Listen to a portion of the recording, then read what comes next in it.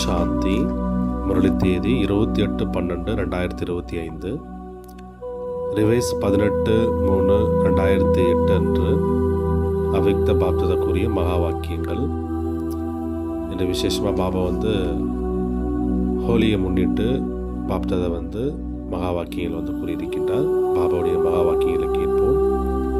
தலைப்பு: காரணம் என்ற வார்த்தையை நிவாரணமாக பரிவர்த்தனை செய்து மாஸ்டர் முக்தியை வழங்கும் வள்ளல் ஆகுங்க. எல்லோர் மீதும், அனைவரின் மீதும் பாபாவினுடைய தொடர்பின் வண்ணத்தை பூசி சமம் ஆகுவதற்கான ஹோலி கொண்டாடுங்க. இன்று அனைத்து பொக்கிஷங்களினுடைய எஜமானர் பாப்தாதா தங்களுடைய நாலாபுறங்களிலும் உள்ள பொக்கிஷங்களில் நிறைந்த குழந்தைகளை பார்த்து கொண்டு இருக்கின்றார்கள். ஒவ்வொரு குழந்தையின் பொக்கிஷங்களில் எத்தனை பொக்கிஷங்கள் செமிப்பாகி இருக்கின்றன, இதை பார்த்து மகிழ்ச்சி அடைந்து கொண்டு இருக்கின்றார்கள். பொக்கிஷங்களோ அனைவருக்கும் ஒரே சமயத்தில் ஒன்று போலதான் கிடைத்திருக்கின்றன.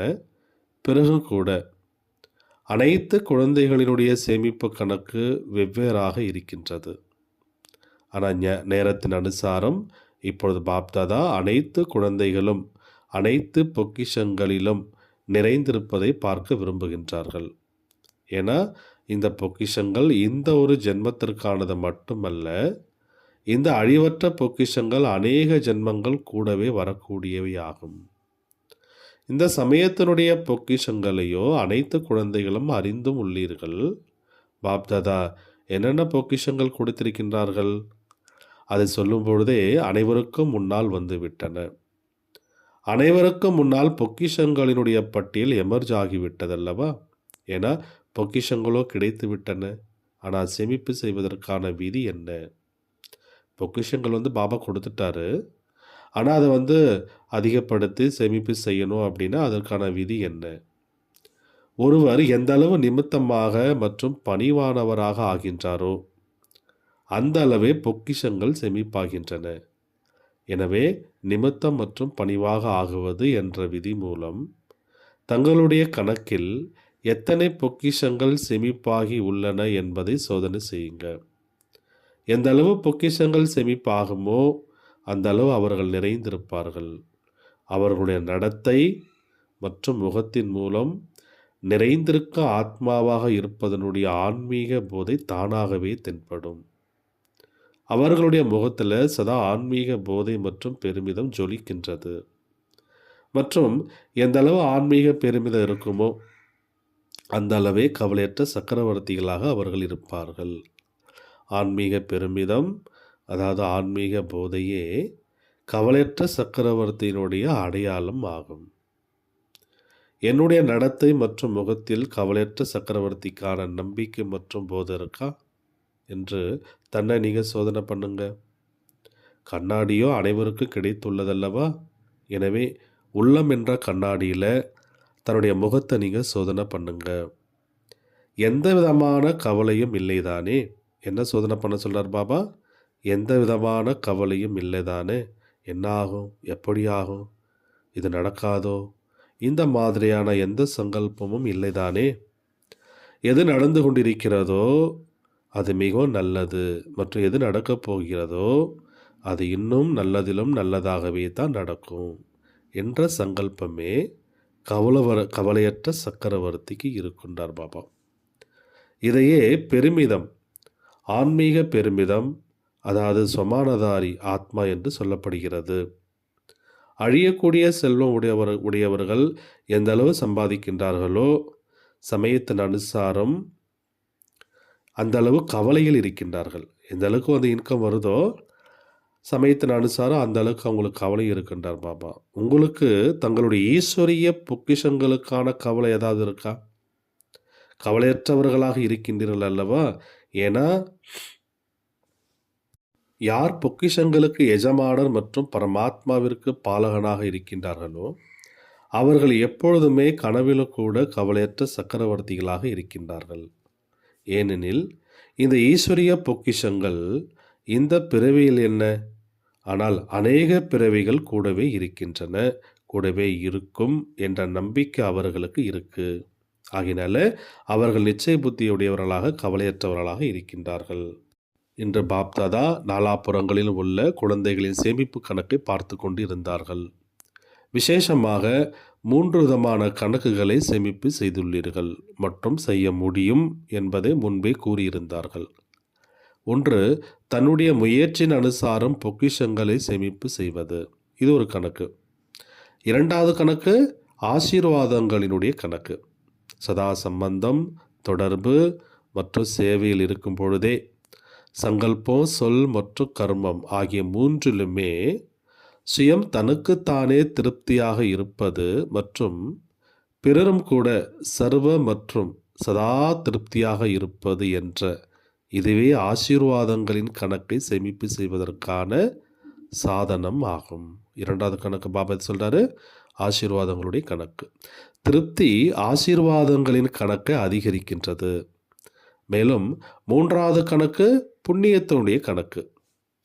எந்த சேவை செய்தாலும், மனதின் மூலம் செய்தாலும், வார்த்தையின் மூலம் செய்தாலும், கர்மத்தின் மூலம் செய்தாலும், சம்பந்த தொடர்பில் வந்தாலும், சதா சுயநலமற்ற மற்றும் எல்லையற்ற உள் உணர்வு, சுபாவ், பாவ் மற்றும் பாவனா, இதன் மூலமாக சேவை செய்வதுவே புண்ணியத்தின் கணக்கிற்கான சாதனமாகும்.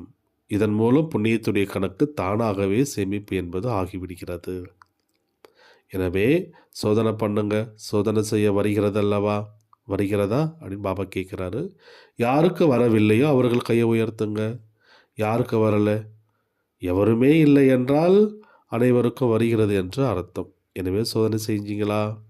சுய முயற்சி என்னுடைய கணக்கு, ஆசீர்வாதங்களுடைய கணக்கு, புண்ணியத்துடைய கணக்கு ஆகிய மூன்றும் எத்தனை சதவீதம் சேமிப்பாகி உள்ளது? யார் சோதனை செய்கின்றீர்களோ அவர்கள் கை உயர்த்துங்க. சோதனை செய்கின்றீர்களா அப்படின்னு பாபா கேட்குறாரு. முதல் வரிசையில் உள்ளவர்கள் செய்யவில்லையா, சோதனை செய்யலையா, என்ன சொல்கின்றீர்கள்? செய்கின்றீர்கள் தானே என பாப்தாதா சொல்லி விட்டார்கள், சபிங்கை கொடுத்து விட்டார்கள். இப்பொழுது சமயத்தின் அருகாமை தீவிர வேகத்தில் முன்னேறி கொண்டு இருக்கின்றது. ஆகினால தன்னுடைய சோதனையை அடிக்கடி செய்யணும் என பாப்தாதா ஒவ்வொரு குழந்தையையும் ராஜயோகியாகவும் ராஜா குழந்தையாகவும் பார்க்க விரும்புகின்றார்கள். ஒவ்வொரு குழந்தையும் ராஜா குழந்தை. சுயராஜ அதிகாரியிலிருந்து விஸ்வராஜ அதிகாரி பரமாத்மா குழந்தை என்ற இந்த ஆன்மீக போதை பரமாத்மா தந்தைக்கு உள்ளது. பொக்கிஷங்களோ பாப்தாதா மூலம் கிடைத்து கொண்டே இருக்கின்றன. இந்த பொக்கிஷங்களை சேமிப்பு செய்வதற்கான மிகவும் சகஜமான விதி என்ன? விதி என்று சொல்லலாம் அல்லது சாவி என்றும் சொல்லலாம். சேமிப்பு செய்வதற்கான சாவி என்ன? பாபா சொல்றாரு, 3 புள்ளிகள். அனைவரிடமும் இந்த சாவி இருக்கின்றதல்லவா? 3 புள்ளிகள் வைத்திடுங்க. அப்பொழுது பொக்கிஷங்கள் செமிப்பாகி கொண்டு இருக்கும்.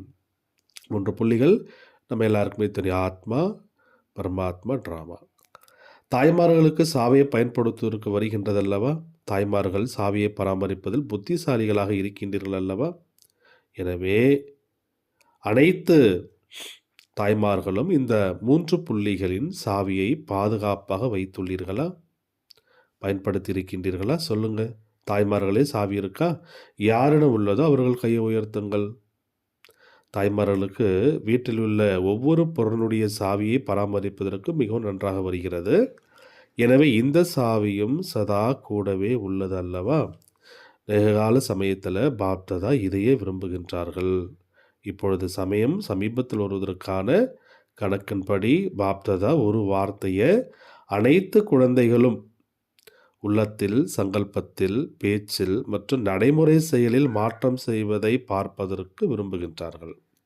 தைரியம் இருக்கா? பாப்தாதா ஒவ்வொரு குழந்தையிடமும் இந்த ஒரு வார்த்தையே பரிவர்த்தனை செய்விக்க விரும்புகின்றார்கள். அந்த ஒரு வார்த்தை தான் அடிக்கடி தீவிர முயற்சியிலிருந்து கவனக்குறைவு உடைய முயற்சியாளராக ஆக்கி கொண்டிருக்கிறது. மேலும் இப்போ சமயத்தின் அனுசாரம் எப்படிப்பட்ட முயற்சி வேணும்? தீவிர முயற்சி என்றார் பாபா. மேலும் அனைவரும் தீவிர முயற்சியாளர்களுடைய வரிசையில் வருவதற்கு விரும்பவும் செய்கின்றீர்கள். ஆனால் ஒரு வார்த்தை கவனக்குறைவை ஏற்படுத்தி விடுகிறது. அந்த வார்த்தை எது அப்படின்னு பாபா கேட்குறாரு.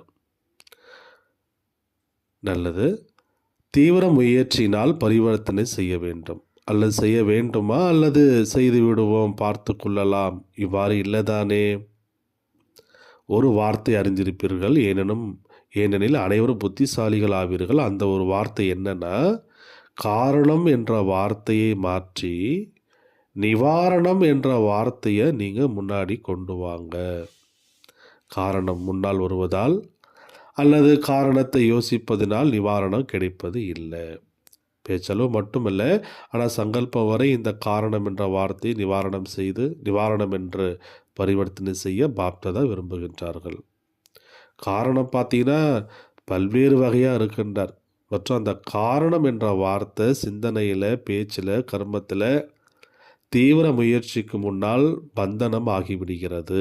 என நாங்கள் அனைவரும் கூட தந்தையினுடைய உலகமாற்ற காரியத்தில் துணையாக இருக்கின்றோம் என்று பாப்தாதாவிடம் நீங்கள் அனைவரும் உறுதிமொழி அளித்துள்ளீர்கள். என்ன உறுதிமொழி கொடுத்துருக்கிறோன்றார் பாபா? நாங்கள் அனைவரும் கூட தந்தையினுடைய உலகமாற்ற காரியத்தில் துணையாக இருக்கின்றோம் என்ற அந்த உறுதிமொழி, அன்போடு உறுதிமொழி செய்திருக்கின்றீர்கள். பாபாவுக்கு துணையவராக இருக்கின்றீர்கள். பாபா தனியாக செய்வதில்லை, குழந்தைகளை துணையாக அழைத்துக் கொள்கின்றார். எனவே உலகமாற்ற காரியத்தில் உங்களுடைய காரியம் என்ன? அனைத்து ஆத்மாக்களின் காரணங்களையும் கூட நிவாரணம் செய்ய வேண்டும். என தற்காலத்தில் பெரும்பான்மையினர் துக்கம் மற்றும் அசாத்தில் இருப்பதன் காரணத்தினால இப்பொழுது முக்தியை விரும்புகின்றார்கள். துக்க அசாந்தியிலிருந்து, அனைத்து பந்தனங்களிலிருந்து முக்தியை விரும்புகின்றார்கள். மேலும் முக்தியை வழங்கக்கூடிய வள்ளல் யார்? தந்தையின் கூடவே குழந்தைகளாக நீங்களும் முக்தியை வழங்கக்கூடிய வள்ளல் ஆவீர்கள். உங்களுடைய ஜட சித்திரங்களிடமிருந்து இன்று வரை என்ன வேண்டுகிறார்கள்? இப்பொழுது துக்கம் அசாந்தி அதிகரிப்பதை பார்த்து பெரும்பாலும் அனைத்து ஆத்மாக்களும் முக்தியை வழங்க வள்ளல் ஆத்மாக்களாகி உங்களை நினைவு செய்கின்றார்கள். முக்தியை வழங்கும் வள்ளலே, முக்தி கொடுங்க என்று மனதில் துக்கத்தோடு கூக்குரல் இடுகின்றார்கள். உங்களுக்கு ஆத்மாக்களின் துக்கம், அசாந்தியான கூக்குரல் கேட்கவில்லையா என்ன?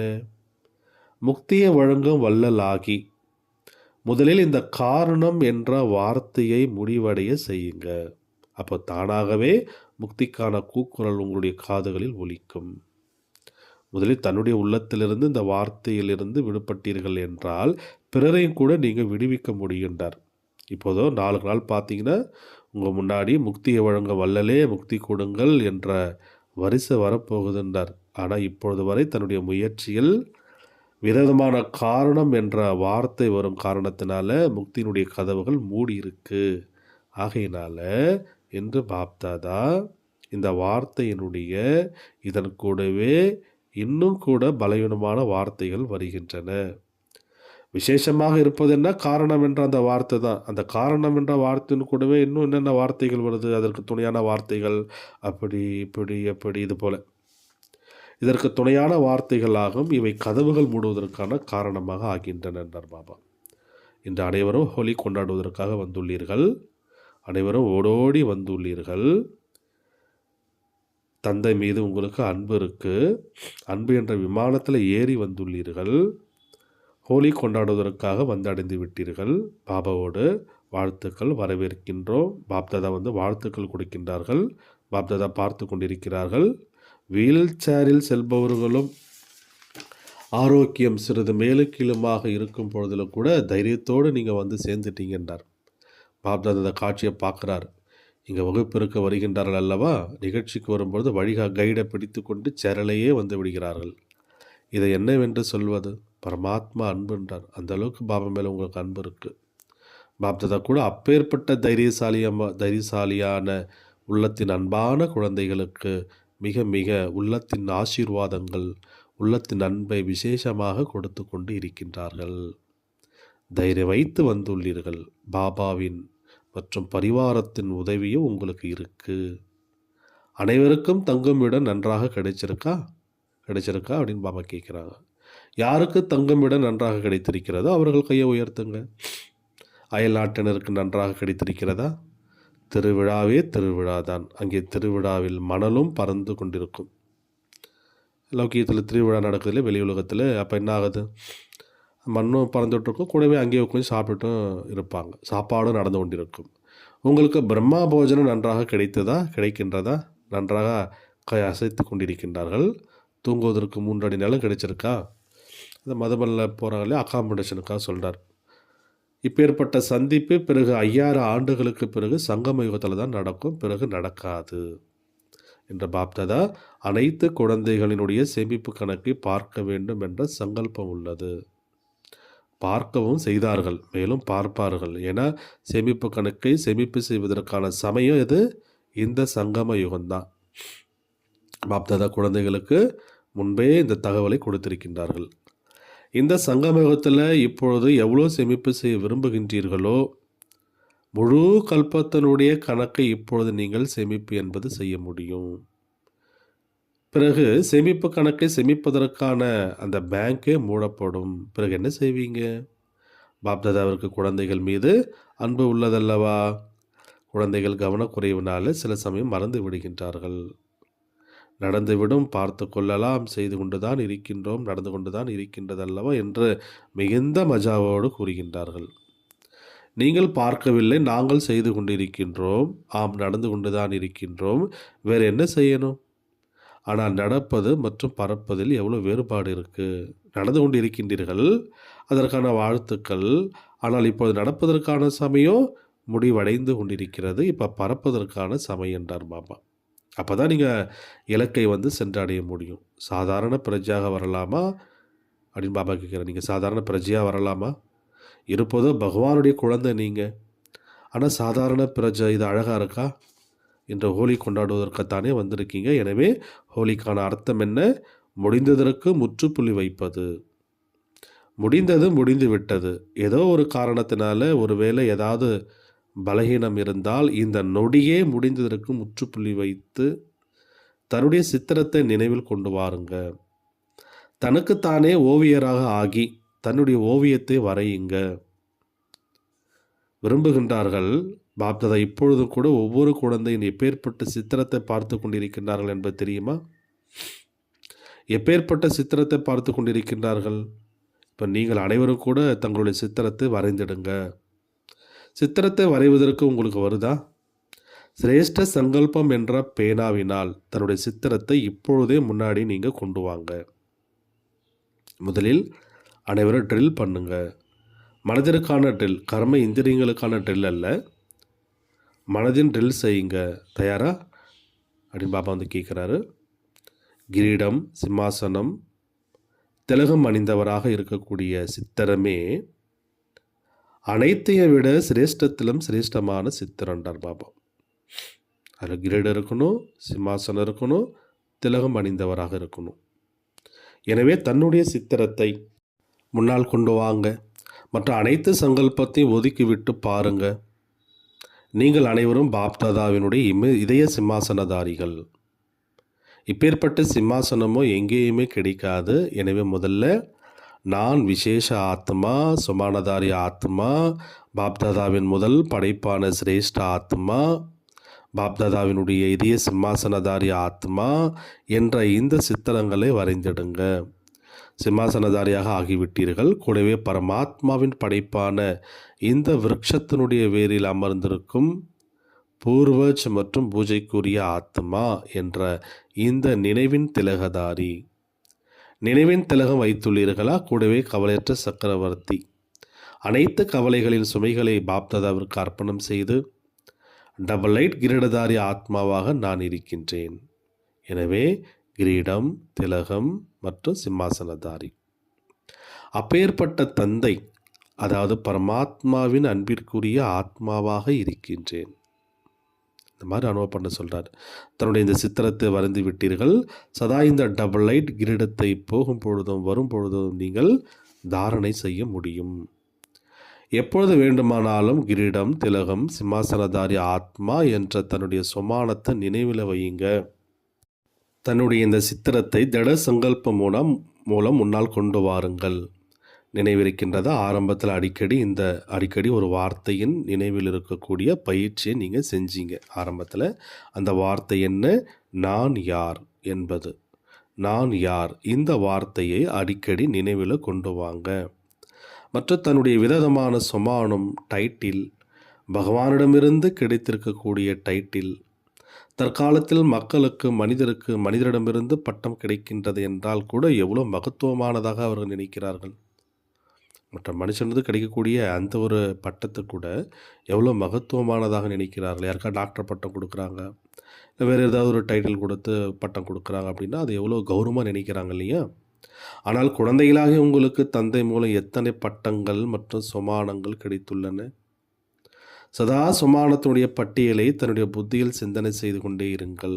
நான் யார், பட்டியலை கொண்டு வாருங்கள்.